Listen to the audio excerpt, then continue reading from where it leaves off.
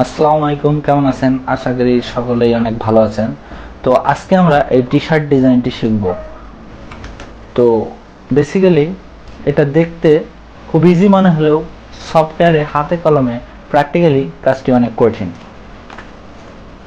তো চলুন আমরা বলতে বলতে শিখি। তো প্রথমে আমাদেরকে কিবোর্ড থেকে টি অথবা এখানে মাউস দিয়ে আমাদেরকে টাইপ টুল সিলেক্ট করার পর এখানে আমরা never then again click there stop S T বড় হাতের এবং টি ও পি এগুলো ছোট হাতে দিব অ্যান্ড ডি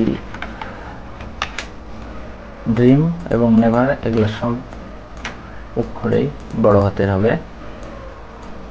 তো এগুলোকে আমরা অ্যালাইন করে নেই।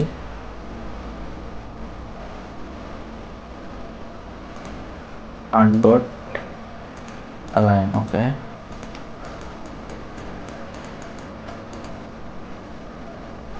তো আমরা এটিকে একটি ফন্ট সিলেক্ট করব।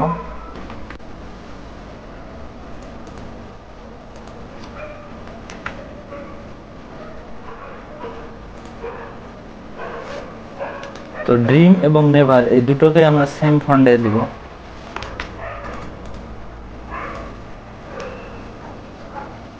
আপনি যে টাইপটিকে সিলেক্ট করবেন, সিলেক্ট করার পর আপনি এখানে ফন্টে ক্লিক করে ভিউ পেস্ট কপি করে নিয়ে ভিউ পেস্ট করে দিয়ে এখানে এই ফন্টটি সিলেক্ট করবেন।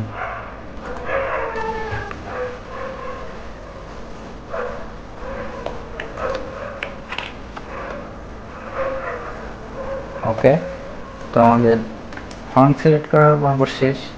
আমাদের স্টপটি হচ্ছে অন্য একটি ফন্ট হবে। সবসময় একটি ডিজাইনের দুইটির বেশি ফন্ট ইউজ করবেন না। এটি ছিল গ্রেড ভাইবেলস ফন্ট এবং কালার অবশ্যই দুইটি সিলেক্ট করবেন। বেশি কালার ইউজ করলে হিবিজিবি হয়। তো এখন আমরা এই দুটিকে কন্ট্রোল আর দিয়ে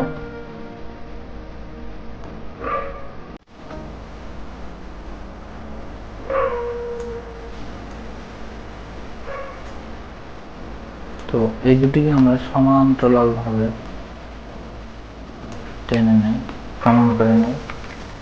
নেওয়ার পর এই দুটিকে সিলেক্ট করার পর অ্যালাইন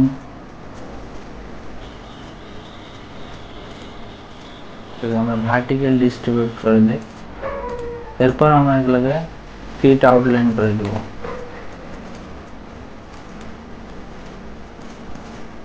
আমাদের ফন্ট সিলেক্ট শেষ।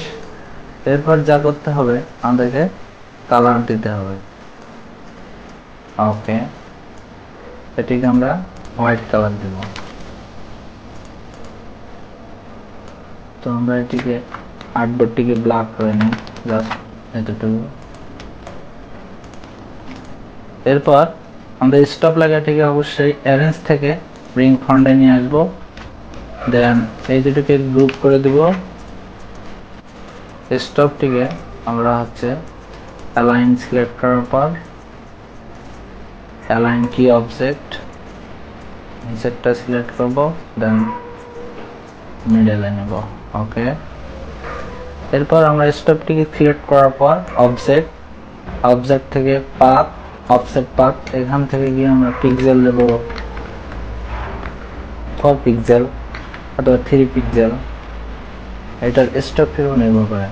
ওকে, এবার এটাকে আমরা ব্ল্যাক কালার করে দিই, কন্ট্রোল এক্স, অথবা এভাবে না করেও আপনি এভাবে করতে পারেন।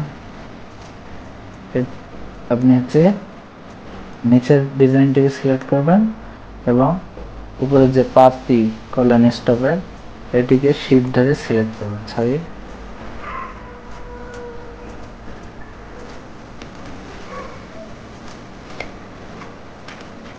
এটিকে সিলেক্ট করা অবস্থায় মানে নিচের দিকে ধরবেন। ধরার পর আপনি পাথ ফাইন্ডার থেকে মাইনাস ফন্ট অল্টার ধরে এখানে ক্লিক দিবেন। তো আমাদের ডিভাইডের কাজটি হয়ে গেছে। তো আপনি এভাবে না করে অন্যরকম ভাবে করা যায়। এটা হচ্ছে আপনার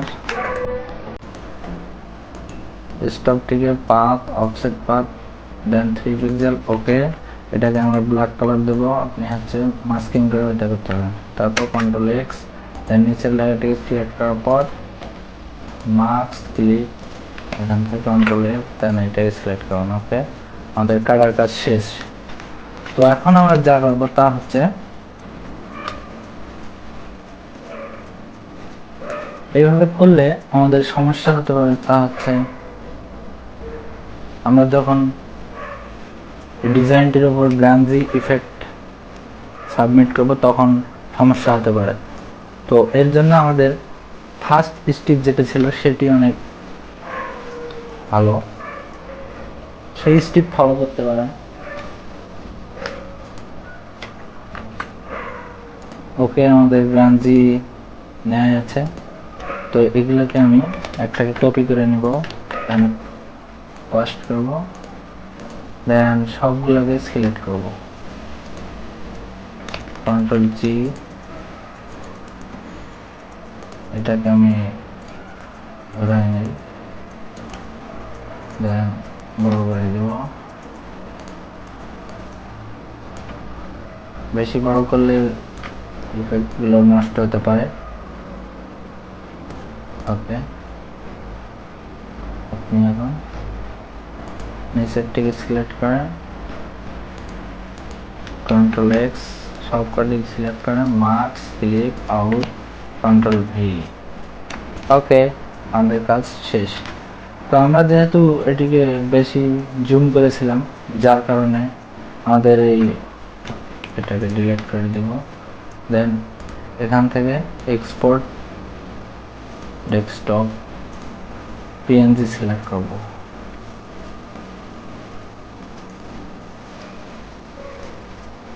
ওকে, ডান।